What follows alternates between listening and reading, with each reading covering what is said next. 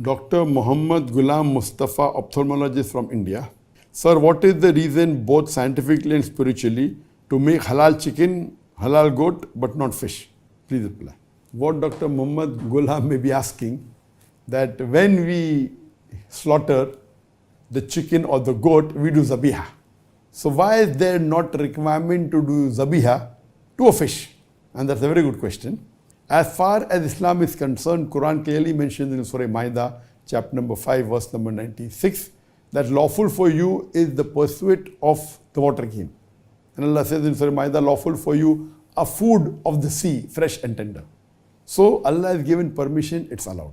And there are various hadith that also says that amongst the dead animal, the only two that are permitted, it is the fish and the locust. So the hadith, and only blood that is permitted is that of the spleen and the liver.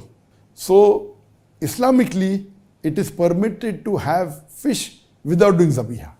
But we know Islamically, whether goat, chicken or cow, etc., when we have to eat them, we have to slaughter to zabiha. In zabiha, what we do, there are various conditions. The main is that see to it that the knife is sharp, see to it that it's not in front of other goat, and you do it swiftly. And once we slaughter the windpipe and the veins and the jugular veins and the artery, when you do it, you leave the animal will writhe and the blood will flow out of the animal. So when you do zabiha, the blood, which is a good media of germs and bacteria, majority flows out of the body. So that's the reason zabiha is compulsory when we are having non-veg food like meat, mutton, beef, etc., anything, we have to do zabiya. This is the scientific, so that the blood flows out of the body. When the blood flows out of the animal's body, there are less germs and bacteria, because blood is a very good medium of germs and bacteria. So it keeps the mutton or the chicken fresh for longer time. If you have slaughtered by the Islamic method of zabiya, a goat or a sheep or a cow or a chicken, it will stay for a longer time because blood is a very good media of germs and bacteria.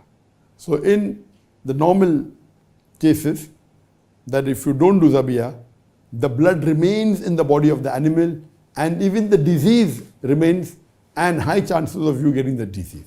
So Islamic slaughtering, zabiya is a must for non-veg.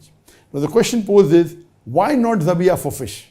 Because fish is sea life and goat and sheep, they are animals. They don't live in water. The difference in the system is that in the fish, there are gills. And when the fish dies, it gasps. When it gasps, the gills, it sucks all the blood into the gills. So in a fish, when a fish dies, when a fish is brought outside water, it struggles and you find it writhing and then it dies.